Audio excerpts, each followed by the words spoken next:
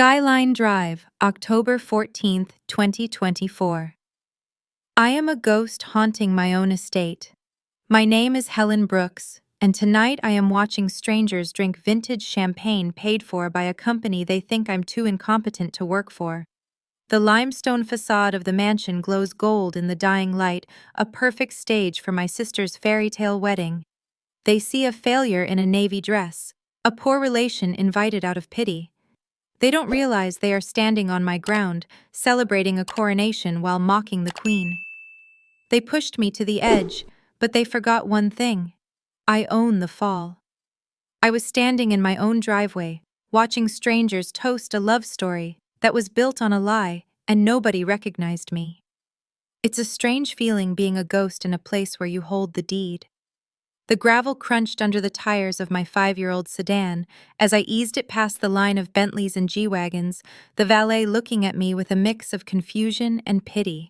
He didn't know that the signature on his paycheck processed through a payroll company 3 states over ultimately traced back to the woman driving the dented Honda. To him, I was just the help, or worse, a poor relation crashing the party of the century. And in a way, he was right. I was the poor relation. At least that was the script my family had written for me. I parked the car myself, waving the valet off. I didn't want the ticket. I didn't want the fuss. I just wanted to see it. I needed to see it. I walked up the long, winding path toward the main house, the estate sprawling out before me like a European fever dream. It was magnificent. The late afternoon sun hit the limestone facade of the mansion, turning the stone a warm, buttery gold. Massive floral arrangements, white hydrangeas, and cascading orchids, exactly as specified in the platinum tier package I had approved 3 months ago, flanked the massive oak doors. A string quartet was playing something classical and expensive near the fountain, the notes drifting over the manicured lawn where waiters in crisp white jackets moved like synchronized swimmers, balancing trays of vintage champagne. It was a $1 million vibe on a 6-figure budget, mostly because the venue fee had been waived. Of course it had been waived. You don't charge yourself rent. But the guests didn't know that. I paused near a cluster of rose bushes listening to the chatter of the crowd. They were the sort of people my parents had spent their entire lives trying to impress local politicians, partners from mid-tier law firms, social climbers with heavy jewelry and heavier perfume. It's breathtaking. A woman in a red silk dress cooed, gesturing to the sprawling grounds. I had no idea Chloe's fiancé did this well. I mean, to own an estate like this. He must be an absolute titan in the industry. Oh, Grant is a genius, her husband replied, swirling his drink. Meridian Properties, right? I looked them up. They've been acquiring commercial real estate all over the coast. I didn't realize he was the CEO and the owner. Chloe really landed on her feet with this one. I felt a cold, hard knot tighten in my stomach. CEO equals owner. That was the misconception my family was banking on. It was the common assumption. If you have the title, you have the power. If you sit in the big chair, you own the building. Nobody bothers to check the LLC filings. Nobody digs into the structure of a private holding company to see who actually holds the majority shares. They just see the suit, the teeth, and the venue, and they do the math. I walked closer, smoothing the fabric of my dress. It was nice, respectable, but deliberately understated. I wasn't here to sparkle. I was here to witness the performance. My parents were holding court near the entrance, beaming like they had personally laid the foundation of the house. My mother, Evelyn, looked radiant in a silver gown that probably cost more than my first car. She was laughing at something a heavyset man was saying, her hand resting possessively on the arm of the groom. Grant. There he was, the man of the hour, the titan. He looked the part. I had to give him that. Jawline sharp enough to cut glass, a tuxedo that fit like a second skin, and that practiced humble brag smile that made people want to hand him their money. I had hired him 2 years ago to run the day-to-day operations of one of my subsidiaries because he was good at sales. He was charming. He could sell ice to a polar bear. I just never thought he'd try to sell my own family the idea that he was a billionaire, or that they would buy it so eagerly. My father Robert spotted me first. The smile dropped from his face, instantly replaced by the tight, pained expression he reserved exclusively for me. It was the look of a man who found a stain on his favorite tie. He excused himself from the circle of admirers and intercepted me before I could reach the champagne tower. "You're late," he hissed, keeping his voice low so the guests wouldn't hear. "And look at you. You drove the Honda. We have valet parking, Helen. We're trying to maintain an image here." "Good to see you too, Dad," I said, keeping my voice level. "The car is parked around back. Nobody saw it." "People see everything," my mother added, materializing at his elbow. She scanned me from head to toe, her eyes lingering on my shoes, with critical disappointment. "Well, at least you're wearing navy. It fades into the background. Just try to mingle with the cousins, all right? Don't bother the investors. Grant has some very important people here tonight, and we don't need you boring them with your stories." "My stories?" I asked. "You know what I mean?" She sighed, adjusting a diamond earring. "Your job, your little apartment, the struggle. It makes people uncomfortable, Helen." Chloe finally chose someone successful, someone who can take care of her. "We're celebrating excellence tonight. Just let us have this." Excellence. The word hung in the air between us. I looked past them towards the bar. I saw the head of the catering staff, a woman named Maria, who I'd worked with on a dozen corporate retreats. She caught my eye. For a split second, her professional mask slipped, and she gave me a confused, questioning look, a subtle, "Do you want me to do something?" tilt of the head. She knew who signed the contracts. She knew whose name was on the Meridian properties checks. I gave her a tiny, almost imperceptible shake of my head. "Not yet." She blinked, smoothed her expression back into servitude, and went back to pouring drinks. "I won't embarrass you," I said to my parents. "I'm just here to support Chloe." "Then support her by staying out of the way," my father muttered, turning his back on me as a local judge approached. The mask slammed back into place. "Judge Henderson, so glad you could make it. Have you seen the gazebo? Grant had it restored just for the ceremony?" Grant hadn't restored anything. I had signed the work order for that gazebo 6 months ago because the wood was rotting and it was a liability hazard. I felt a strange dissociation, like I was watching a movie I had produced but wasn't allowed to star in. I wandered through the crowd, catching snippets of conversation that were all variations on the same theme: Chloe the princess, Grant the king, and the Brooks parents, the architects of this dynasty. And me, I was the cautionary tale. I overheard my Aunt Linda whispering to a neighbor near the hors d'oeuvres. "That's the older sister, Helen. Difficult child. Always has been. She just never really launched, you know? It's a shame. Chloe has always been the special one, but Helen, well, she just drifts." I drifted toward the terrace where Chloe was holding court with her bridesmaids. She looked stunning, I couldn't deny that. She was the golden child in every sense of the word, blonde, petite, bubbly, the kind of person who sucked the oxygen out of the room and made you thank her for it. She saw me approaching, and her smile tightened just a fraction. It was a micro-expression I knew better than my own reflection. In public, she was sweet. In private, she was a serrated blade. "Helen," she chirped loud enough for her entourage to hear. "You made it. I was worried you might get lost. This place is so big it's easy to get turned around if you're not used to it." The bridesmaids giggled. A collective titter of pity. "The GPS worked fine," I said, forcing a smile. "You look beautiful, Chloe." She stepped in for a hug, air kissing near my ear, so she wouldn't smudge her makeup. "Don't cause a scene today," she whispered, her voice dropping to a venomous hiss that the bridesmaids couldn't hear. "Grant says you've been looking at him weird at the rehearsal dinner." "Stop it. He's the CEO, Helen. He's out of your league, so don't get any jealous ideas. Just because you're alone doesn't mean you have to be bitter." She pulled back, beaming. "So glad you're here, sis." I stood there feeling the heat rise in my cheeks. It wasn't shame, though. That's what they wanted me to feel. It was a simmering volcanic rage. I remembered the day I authorized the budget for this wedding. I had sat in my home office, the one in my modest, comfortable house, that they thought was a rental, and stared at the spreadsheet. I had seen the numbers for the florists, the band, the catering. I could have denied it. I could have told Grant that the company doesn't fund personal events for employees. But I approved it.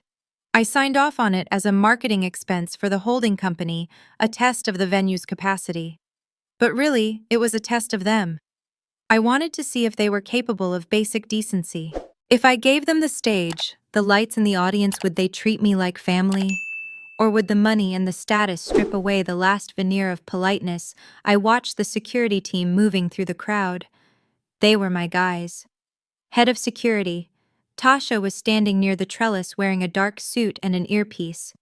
She wasn't looking at the guests. She was scanning the perimeter, professional and sharp. I had hired Tasha 3 years ago when she left the military. She was loyal to a fault. She caught my eye, her face impassive, but I saw the question there too. Why are they treating the boss like an intruder? I turned away, needing a moment. I walked toward the edge of the patio where the photographer was setting up for the pre-ceremony family portraits. This was the moment, the documentation of the dynasty.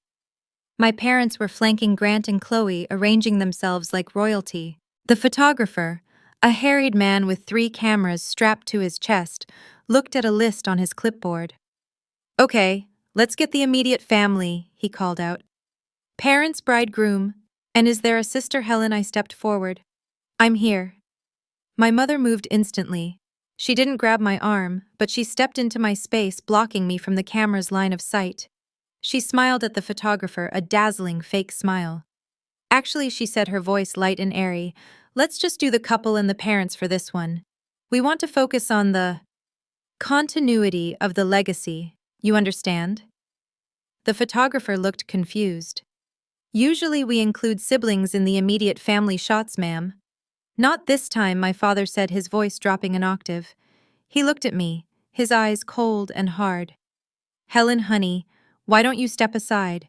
We don't want to confuse people. This is about the future. You understand, don't you? You always blink or look slouchy in photos anyway. We want these to be perfect." The guests nearby were watching. The bridesmaids were watching. Grant was watching, a smug little smirk playing on his lips as he adjusted his cufflinks. Cufflinks I knew he had expensed to the company card as client relations. I looked at them. I looked at the parents who had minimized me my entire life. I looked at the sister who bullied me and called it love. I looked at the employee who was wearing a crown I had paid for. They didn't want me in the frame. They wanted to erase me from the history of my own estate. "Of course," I said. My voice was calm, terrifyingly calm. I wouldn't want to ruin the picture. I stepped back. I stepped all the way off the patio into the grass until I was standing with the spectators. "Smart girl," my father whispered to my mother, loud enough for me to hear. I watched the flashbulbs pop. I watched them smile, a perfect, cohesive unit of success and beauty. They looked like they owned the world. They thought they had won. They thought that by pushing me to the sidelines they had secured their narrative. But as I stood there watching Tasha speak quietly into her wrist microphone and seeing the catering staff waiting for my signal that wasn't coming yet, the rage settled into something else. It settled into clarity. They thought this was a celebration of their ascent. They didn't realize who held the ladder. That's when I realized this wasn't a wedding. It was a coronation. And kings who forget who built their castle usually don't keep their crowns for long. The cocktail hour was in full swing, a symphony of clinking glass and forced laughter that echoed off the marble terrace. I moved through the crowd like a phantom holding a glass of sparkling water I had no intention of drinking, just to have a prop in my hand.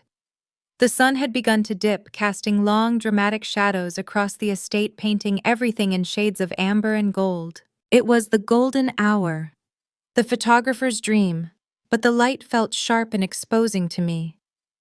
I found myself near the outdoor bar watching Grant hold court. He was surrounded by a knot of older men, investors. My father had invited, men with heavy watches and skeptical eyes who were slowly being won over by Grant's performance. And it was a performance. Grant leaned back against the mahogany bar, one hand in his pocket, the other gesturing expansively as he recounted a business triumph. It's all about risk tolerance, Grant was saying, his voice projecting just enough to be overheard by the nearby tables. When we looked at the chaotic market last quarter, everyone said to pull back. But I told the board, no, this is when we strike. We acquired the commercial district in pending litigation, cleaned up the title, and flipped the zoning.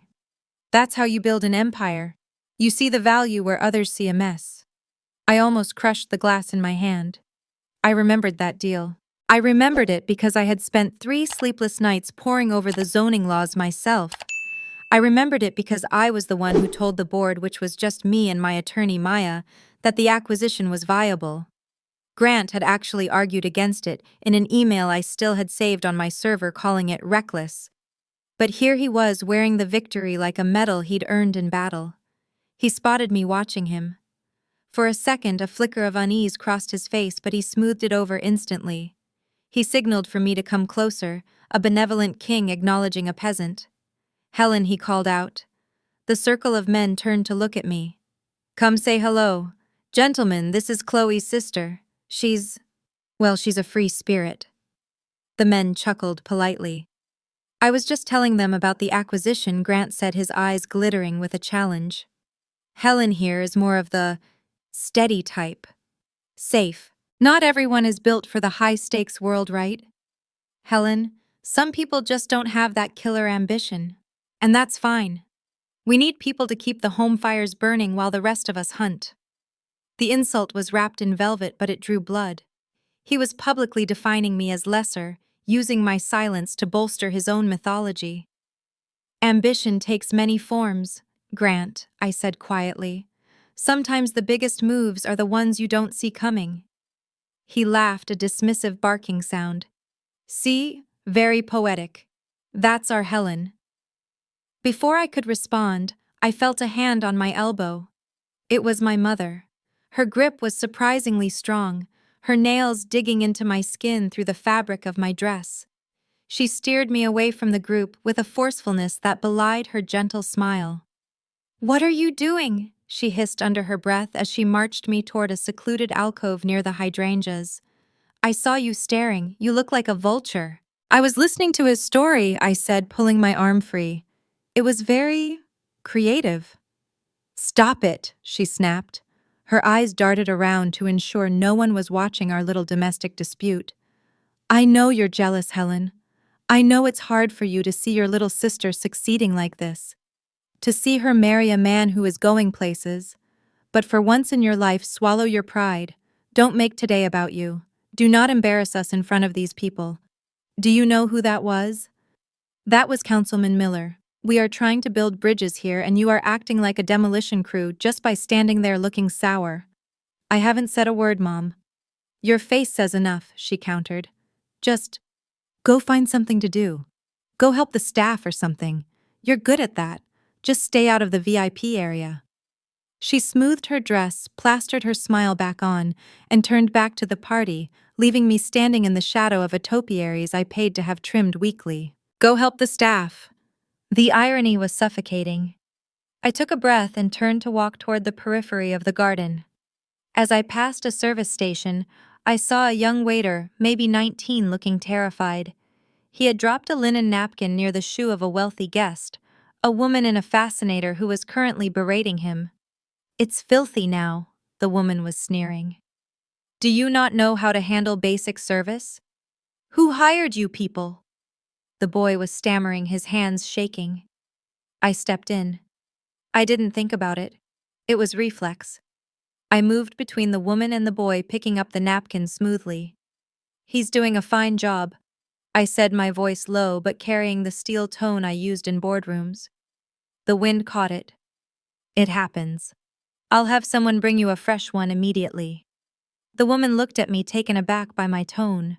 She opened her mouth to argue, but something in my posture, the absolute lack of deference, stopped her. She huffed, turned on her heel, and walked away. I turned to the waiter. You're doing great, I told him. Ignore her. Take 5 minutes behind the cabana if you need to reset. I'll cover you. He looked at me with wide eyes. Thank you, ma'am. I didn't know who to ask. It's okay, I said. I know the owner. She won't mind.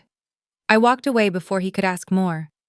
That small moment of leadership felt like oxygen. It reminded me that I wasn't the person my parents said I was. I wasn't the failed daughter.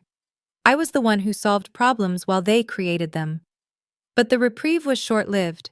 The sun was nearly gone now, and the party was migrating toward the pool area for the pre-dinner cocktails.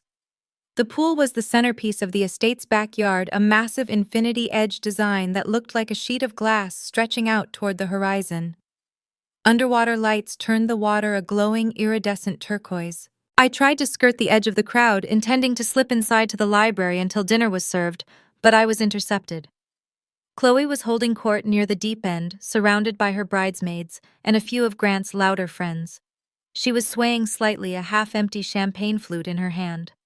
The adrenaline and the alcohol had stripped away her public sweetness, leaving only the raw, unchecked ego of the golden child. There she is, Chloe announced, her voice shrill. She beckoned me over.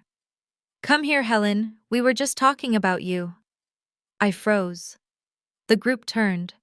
My parents were nearby, close enough to hear, but they didn't intervene. They were watching with mild amusement, sipping their drinks. I'm just heading inside, Chloe, I said, keeping my distance. No, come here, she insisted, stumbling forward a step. She reached out and grabbed my wrist, pulling me into the circle. We were talking about the honeymoon. Maldives, first class. Grant's treating us to the royal suite. I was just saying, it's a shame you never travel, but I guess you can't really afford to, right, with your situation. The bridesmaids giggled. I travel when I need to, I said, trying to pull my wrist back, but she held on. To where? The grocery store. Chloe laughed and the sound was jagged. She leaned in close, her breath smelling of expensive wine. You know everyone feels sorry for you. Did you know that Mom and Dad talk about it all the time? Poor Helen. No ring, no title, no legacy. It must be so hard standing here in my house seeing what real success looks like. My house. The words vibrated in the air. I looked at my parents. My father was looking at his phone. My mother was pretending to adjust a floral arrangement. They heard every word. They were letting her do this. They were letting her dismantle me for sport because it made her feel powerful, and a powerful Chloe was a trophy for them. Chloe, you've had too much to drink, I said softly. Let go of my arm. I'm not drunk, she shouted, the veneer cracking. I'm happy. Why can't you just be happy for me? You're such a dark cloud, Helen. You've always been a dark cloud. You come here with your old car and your sad dress and you just loom. You're jealous. Admit it. You're jealous that I won. It's not a competition, Chloe. That's what losers say, she shrieked. The music seemed to stop. The conversation around the pool died down. People were looking. Phones were coming out. I saw the little glowing screens raised in the twilight recording the spectacle. Chloe. Stop, I said, my voice hardening. You don't know what you're talking about. I know exactly who you are, she yelled. She was close now, her face twisted. You're nothing. You're nobody. And then she shoved me. It wasn't a stumble. It wasn't an accident. She planted both hands on my shoulders and shoved with all her strength. I lost my footing on the slick tile. My arms pinwheeled, grasping at empty air. The world tilted and then impact. I hit the water hard. The cold shock of it punched the breath out of my lungs. I went under the silence of the water, instantly cutting off the noise of the party. For a second I floated there, suspended in the turquoise glow, my hair clouding around me, my navy dress billowing like ink. I surfaced, gasping, wiping the chlorinated water from my eyes. The sound that greeted me wasn't concern. It wasn't a gasp of horror. It was laughter. Chloe was pointing her hand over her mouth, laughing hysterically. Grant's friends were laughing. Someone yelled epic. I saw the flashes of the cameras. Click, click, click. They were documenting my humiliation. They were live streaming the poor relation falling into the pool. I looked at the edge of the pool. My parents were there now. My mother looked horrified not at Chloe, but at me. Helen, she shouted, her voice shrill with accusation. My God, why would you stand so close to the edge? You always create drama, always look at this mess. She ruined my dress, Chloe wailed, playing the victim instantly. She got water on my shoes. I didn't say a word. I treaded water, feeling the weight of the heavy fabric pulling me down. I looked at them. I really looked at them. The sister who pushed me, the parents who blamed me, the CEO who was laughing with his buddies, the guests who were entertained by my fall. Something inside me snapped. But it wasn't a snap of fragility. It was the snap of a lock clicking into place, the final tumbler turning. I swam to the stairs. I didn't rush. I didn't scramble. I moved with deliberate, terrifying slowness.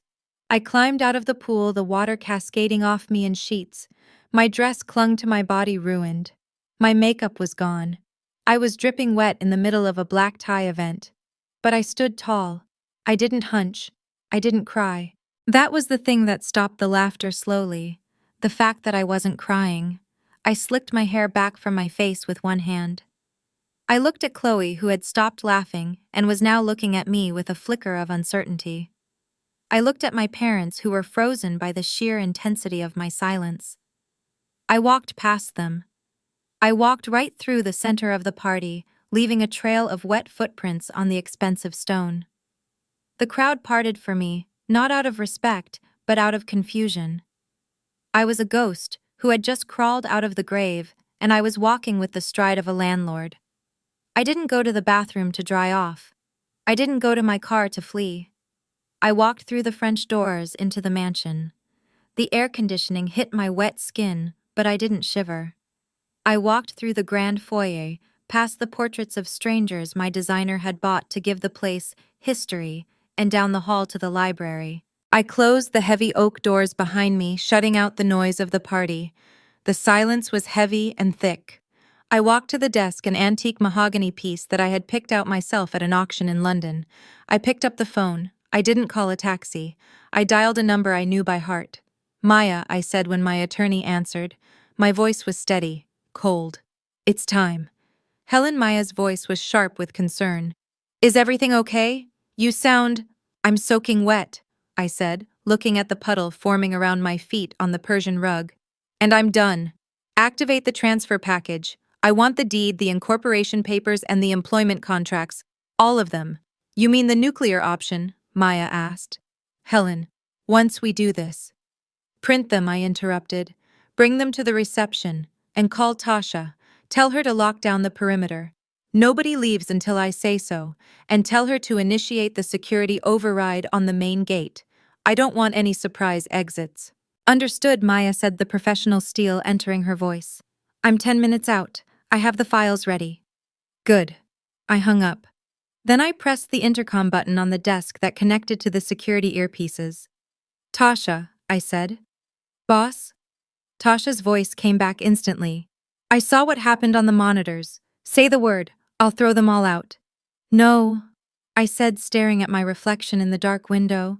A wet, bedraggled woman stared back, but her eyes were burning with a cold blue fire. Let them eat their dinner. Let them give their speeches. Let them think they got away with it. Copy that. And then, bring me the microphone when I signal you. I said, I'm going to make a toast. I looked down at my ruined dress. They wanted me soaked and small. They wanted me to run away in shame so they could tell stories about poor, unstable Helen for the next 20 years. They wanted to wash me out of the picture. They didn't realize water makes some things clearer. I turned back toward the door. I wasn't going to change.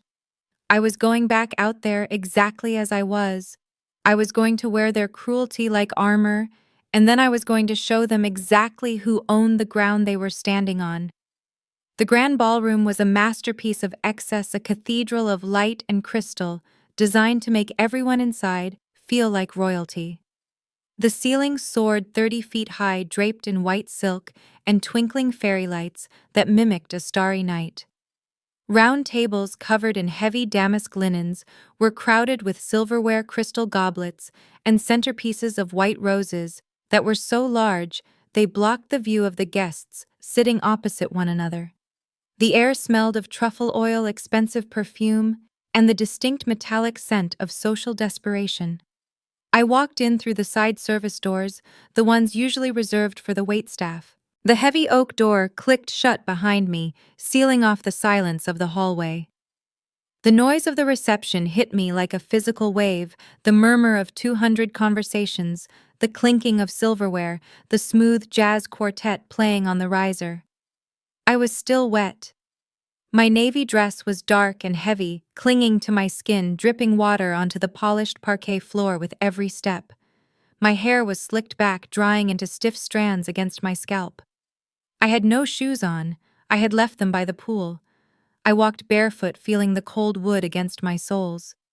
I was a ruin walking into a palace, a stark, jagged tear in their perfect canvas. At first, no one noticed me. They were too busy looking at the head table. My parents were seated there, flanking the happy couple like bookends of pride. My mother was laughing, her head thrown back, basking in the adoration of the room. My father was leaning over to whisper something to a state senator at the next table, gesturing toward Grant with a look of proprietary satisfaction. Chloe was glowing, her face flushed with triumph, feeding Grant a strawberry from her garnish. Grant looked like a man who had just conquered the world, sitting back with a glass of scotch surveying his domain. Then the ripples started. A woman at table 9 turned and saw me. Her fork stopped halfway to her mouth. She nudged her husband. He turned. Then the table beside them. The chatter began to die down, replaced by a growing, confused hush that spread outward from where I was standing. It wasn't a silence of respect. It was the silence of a car crash. They were looking at the wet, barefoot woman in the corner, trying to reconcile her with the glossy event. I didn't hide. I didn't look down. I walked toward the back of the room near the sound booth and leaned against the wall. I folded my arms, feeling the damp fabric cold against my skin. I waited. The master of ceremonies, a local radio personality hired for his baritone voice, tapped the microphone. "Ladies and gentlemen, if we could settle down, it's time for the toasts. Let's raise a glass to this incredible power couple." Cheers erupted. My parents beamed. The best man, a frat brother of Grant's who was now a junior VP at a bank, stumbled up to the mic. He made jokes about Grant's college days, about his killer instinct, about how he always got the girl in the gold. Then the maid of honor, one of the bridesmaids who had laughed at me by the pool, took the stage to gush about Chloe's perfect fairy tale. Throughout it all, my parents kept glancing at me. I saw my mother whisper frantically to my father. She was furious. My presence in this state was a stain on her masterpiece. She waved a waiter over, whispering something that involved pointing at me, likely in order to have me escorted out. But the waiter looked at me, saw the way I was standing, unbroken, unashamed, and hesitated. He didn't move. Finally, my father stood up. He took the microphone from the maid of honor. He looked commanding, the patriarch in his element. Thank you, he boomed. What a night. I look around this room at this magnificent estate, and I am humbled. My daughter Chloe and her husband Grant. They represent the future. Excellence. Ambition. Family. He paused, his eyes finding me in the back of the room. He decided to play the benevolent king. He decided to shame me with kindness, to bring me into the fold just to show how gracious he could be to the broken child. And we are all here, he said, his voice dripping with faux sincerity. Even my other daughter, Helen. Helen? Why don't you come up? I know you're not dressed for the occasion after your little accident. A few guests chuckled. But we're family. Come say a few words to your sister. Be supportive. It was a trap. If I refused, I was the bitter shrew. If I went up, I was the wet dog being allowed on the furniture. He wanted me to stammer a thank you, to apologize for the scene at the pool, and to fade away. I pushed off the wall. I'd love to, I said. My voice wasn't amplified, but in the silence of the room it carried. I walked through the tables. The sea of guests parted for me. I could feel their eyes judgmental, amused, pitying. I saw the councilmen, the partners, the investors. I walked right up to the head table. I didn't look at Chloe. I didn't look at Grant. I looked at my father, and I held out my hand. He hesitated, a flicker of doubt crossing his eyes, but the pressure of the audience forced his hand. He gave me the microphone. I turned to face the room. I stood there, dripping wet, barefoot, holding the mic with a steady hand. I waited until the silence was absolute. "Hello, everyone," I began, my voice warm, almost polite. "It's a beautiful wedding, isn't it? The flowers, the food, this incredible mansion. It's exactly what my sister wanted." I turned to Chloe. She was glaring at me, daring me to ruin it. "And I think it's important." I continued, pacing slowly in front of the head table, "that on a night like this, we give credit where credit is due. We should acknowledge the foundation of all this luxury." My mother relaxed slightly. She thought I was finally falling in line. So I said, my voice hardening just a fraction, the warmth evaporating like mist. "Before I toast the groom, I want to thank the person who paid for all of this." Grant raised his glass, a smug smile on his face. He actually thought I meant him. The guests applauded politely, looking toward him. I didn't look at him. I looked at the crowd. "It's funny," I said into the mic. "I heard someone earlier say that Grant is a titan because he owns this estate, that he's the CEO of Meridian Properties, and therefore this is his kingdom." I turned to Grant. His smile faltered. "But that's a common mistake," I said, my tone conversational, deadly.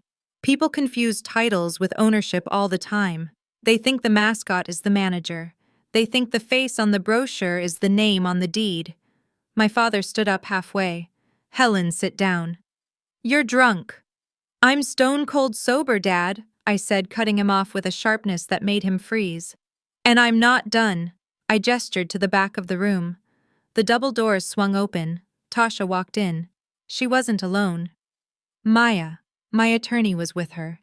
Maya was wearing a sharp gray suit, carrying a thick leather portfolio. They walked down the center aisle with the purposeful stride of executioners. The click of Maya's heels was the only sound in the room. They reached the front. Maya handed me a document. It was a heavy-bound file with a blue cover. "This," I said, holding the file up for the room to see, "is the deed to this property, the estate located at 4400 Skyline Drive. And if you look at the owner of record, it doesn't say Grant Miller. It doesn't say Chloe Brooks. It says Brooks Meridian Holdings." My mother laughed, a nervous trilling sound. "Helen, stop this nonsense. We all know Grant runs Meridian. It's his company. He runs it," I corrected, turning to face her. "He is the chief executive officer. An employee. A salaried employee with a very generous benefits package that I am about to revoke." Gasps rippled through the room. Grant stood up now, his face flushing a deep, angry red. "Helen, that's enough," he barked, trying to use his boardroom voice. "You're making a fool of yourself. Security." He looked around for the security team. He looked at Tasha. Tasha crossed her arms and stared back at him, unmoving. "They don't work for you, Grant," I said softly into the mic. "They work for the owner." I opened the file. I pulled out the incorporation papers. "Brooks Meridian Holdings," I read aloud. "Sole proprietor and majority shareholder Helen Brooks." I dropped the paper on the table in front of my father. It landed with a soft slap that sounded like a gunshot. "I incorporated 5 years ago," I said, addressing the room, addressing the investors who were now leaning forward, their eyes wide. "I built the portfolio. I acquired the subsidiaries. I hired the management team, including the man sitting right there." I pointed at Grant. "I hired you, Grant. I signed your offer letter. I approved your bonuses. And I approved the budget for this wedding because I wanted to see if any of you had enough integrity to treat me with respect, even when you thought I was nothing." Grant looked like he had been punched in the gut. He looked at the paper, then at me. The arrogance was draining out of him, replaced by a dawning, horrific realization. He knew the company structure. He knew he reported to a faceless holding company. He just never knew the face was me. "You," he whispered. "Me," I said. "The failed daughter, the one with no ambition, The one you mocked in front of your friends an hour ago. I turned to the guests. The councilman was staring at me not with pity, but with a sudden sharp assessment. The high-status guests, the sharks, recognized blood in the water.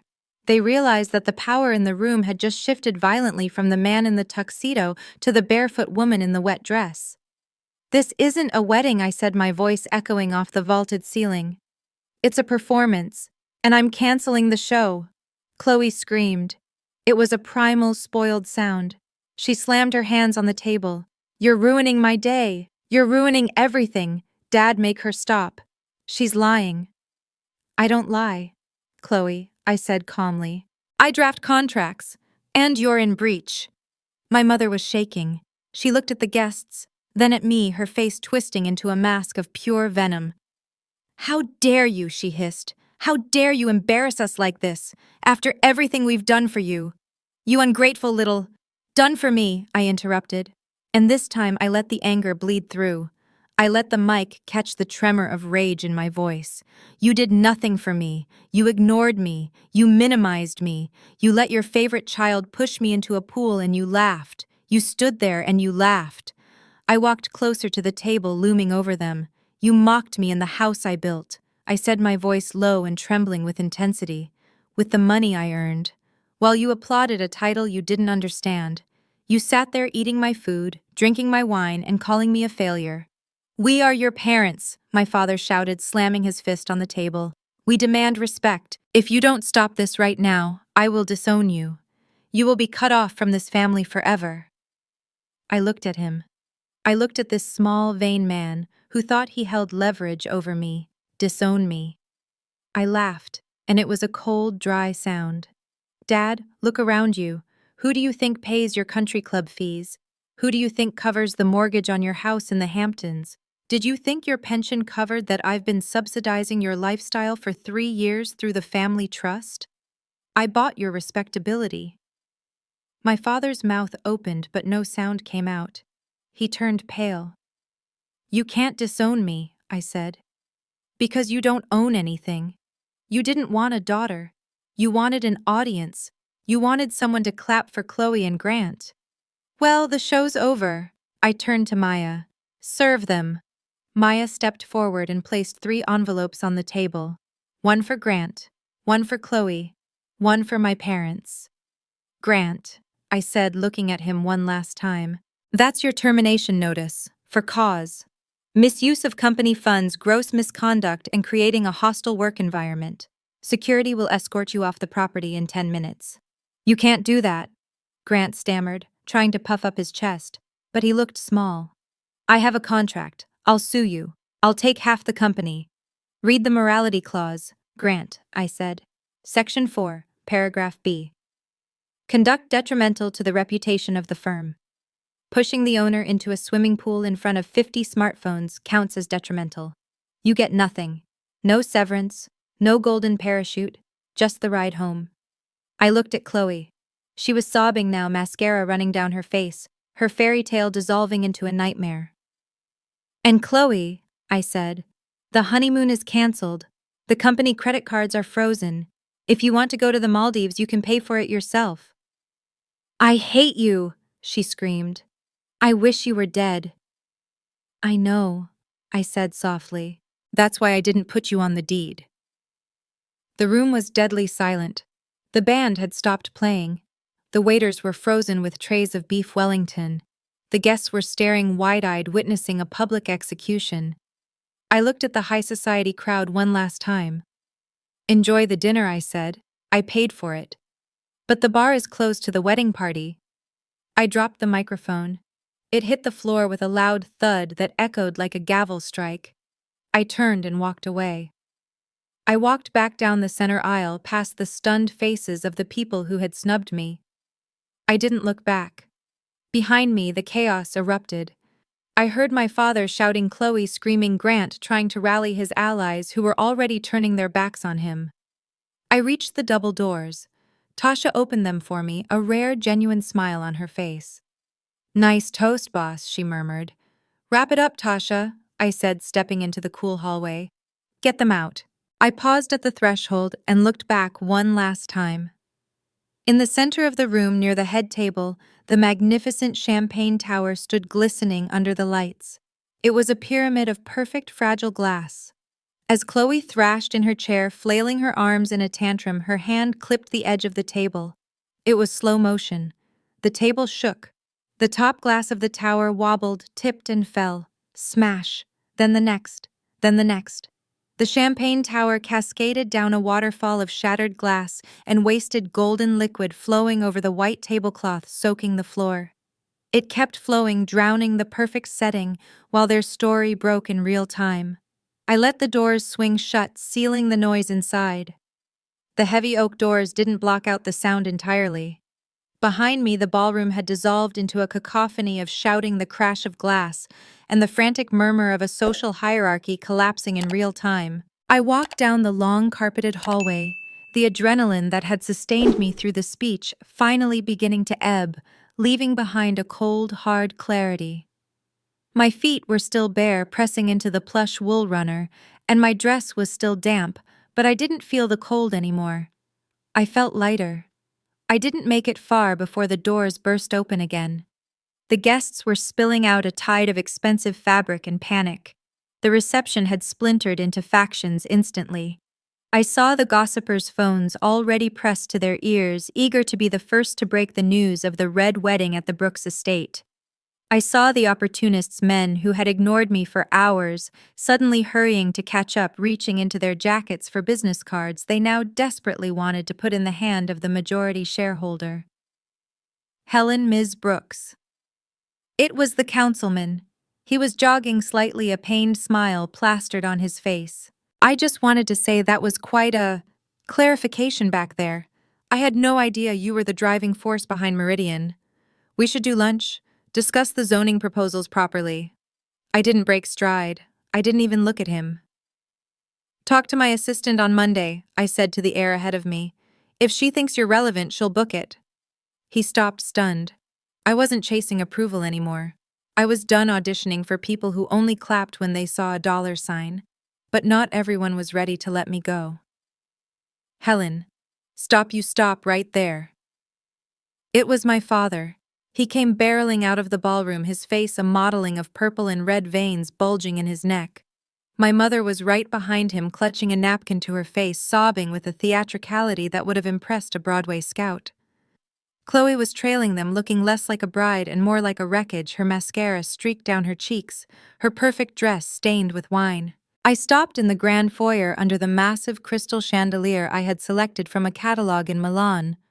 I turned to face them. What I asked, "How could you?" My mother wailed, lunging forward as if she wanted to shake me, but stopping short when Tasha stepped silently out of the shadows to stand at my shoulder. Mom recoiled, turning her aggression into victimhood. We did our best. Helen, we raised you. We gave you a home, and this is how you repay us, by destroying your sister's happiness in front of half the town.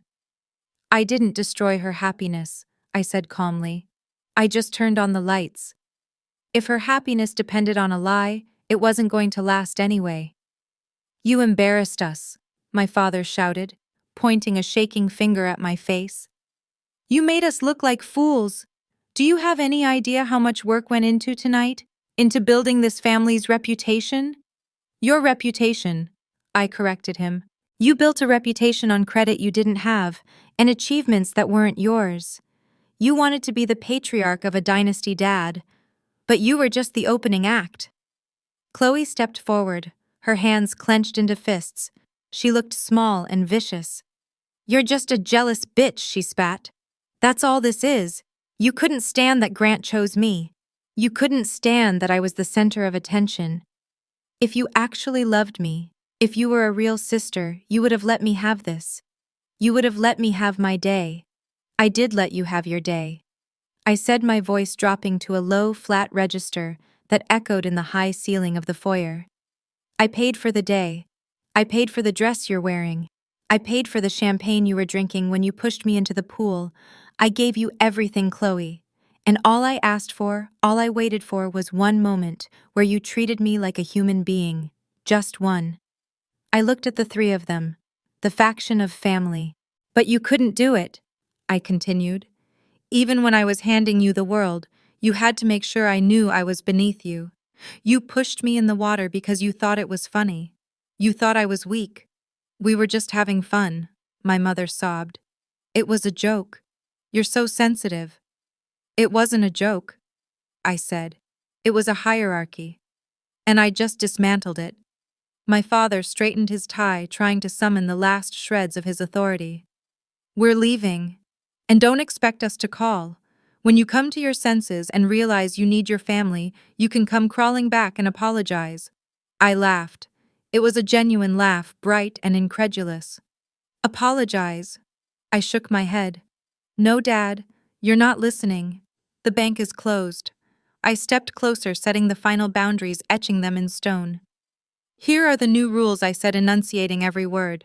You will not speak to my staff that way again. If you mistreat a single employee of Meridian or this estate, you will be banned from the premises permanently.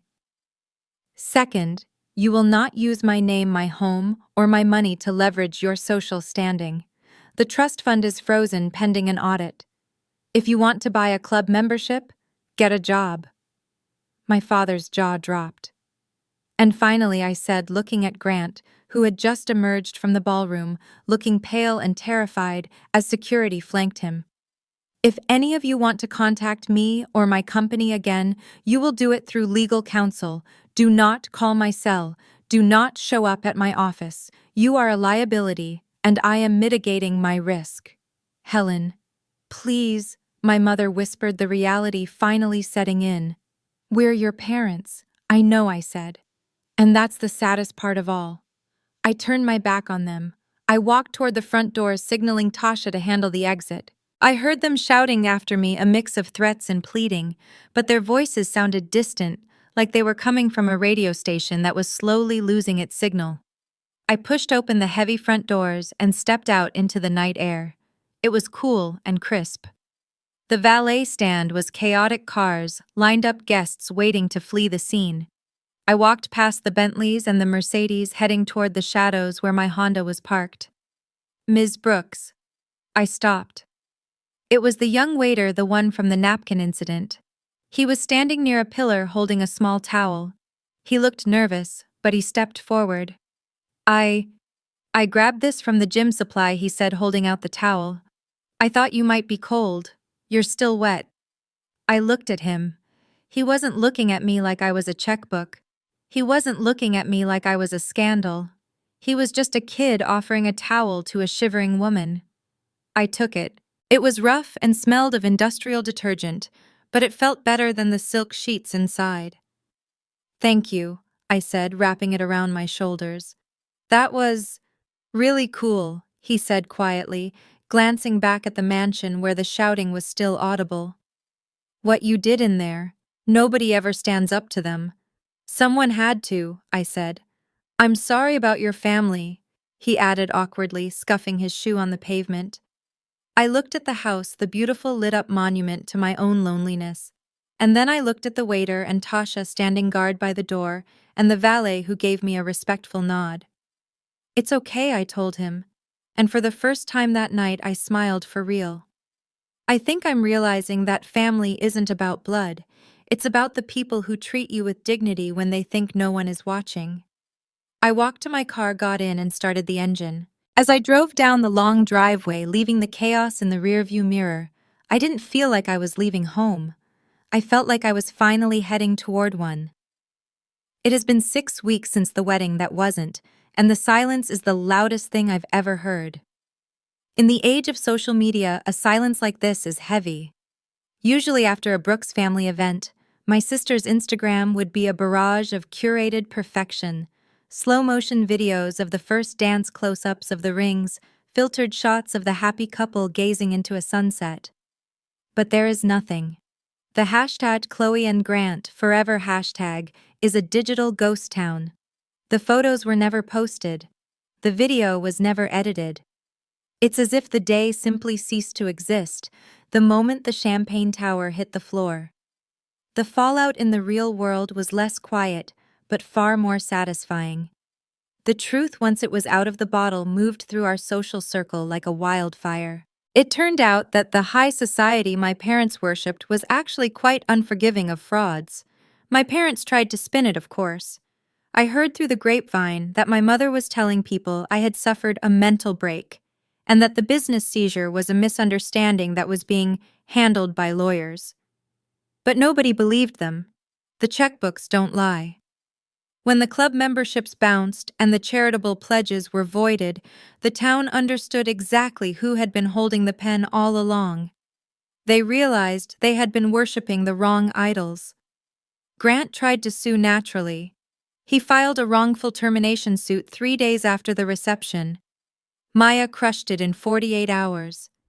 She simply sent his attorney the security footage of him laughing while I struggled in the water along with a copy of the company code of conduct he had signed. The suit was dropped with prejudice. He left town a week later. Rumor has it he's back in sales working for a mid-tier logistics firm 2 counties over where nobody knows his name. As for me, I didn't get a fairy tale ending because real life isn't a fairy tale. I didn't magically heal from 30 years of conditioning overnight. There are still mornings when I wake up with a tightness in my chest expecting a critical text from my mother or a demand from my father. There are moments when the house feels too big, too quiet, and the solitude feels less like freedom and more like isolation. But then I remember that the silence is mine. I chose it, and that makes all the difference. I haven't spoken to them. Tasha's team turns away any cars that aren't on the approved list at the main gate. My parents sent letters, long rambling things that oscillated wildly between guilt-tripping and begging, but I didn't open them. I had Maya file them away. I'm done negotiating my own existence. Instead, I've been investing in a new kind of legacy. I spent the last month restructuring the estate's operations. I fired the image consultants my mother kept on retainer and used that budget to establish a scholarship fund for the children of my employees. I sat down with the small vendors, the florists, the bakers, the musicians who had been stiffed or treated like garbage by my family during the wedding planning, and I cut them checks for double their rates, along with a personal apology. I walked into the kitchen yesterday and found the staff laughing. It was a small thing, a genuine, unguarded moment of levity over a spilled tray of cookies. When I walked in, they didn't freeze in terror. They didn't scramble to hide. The young waiter, the one who gave me the towel, nodded at me. "Morning, Ms. Brooks," he said. "Morning, David," I replied. That was it, just respect. No bowing, no scraping, just people working together. That, I realized, is what a home is supposed to feel like. It's not a stage for performance. It's a place where you can drop your guard.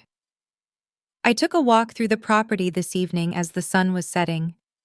I walked down the limestone path past the rose bushes that were finally blooming without being forced and found myself back at the pool. The water was perfectly still, a sheet of glass reflecting the darkening sky. The underwater lights were off. I had them disconnected the day after the wedding. I didn't need the artificial turquoise glow anymore. I preferred the water to look like water. I stood at the edge exactly where I had stood that night. I looked down at the tile where I had slipped. I remembered the cold shock of the immersion, the weight of the dress, the sound of their laughter ringing in my ears. It was a trauma, yes, but it was also an exorcism. That water washed away the last of my delusions. It drowned the part of me that was still a desperate little girl waiting for her parents to finally look at her and say, "Good job." I'm not that girl anymore. I'm the woman who climbed out. I crouched down and dipped my hand into the water. It was cool, grounding. I watched the ripples spread outward, disturbing the perfect reflection, changing the picture. Resilience isn't about never falling. It isn't about being unbreakable. It's about choosing a future that doesn't require anyone else's permission. I stood up, dried my hand on my jeans, and turned back toward the house, my house. The lights were on in the library, warm and inviting. Tasha was doing her rounds.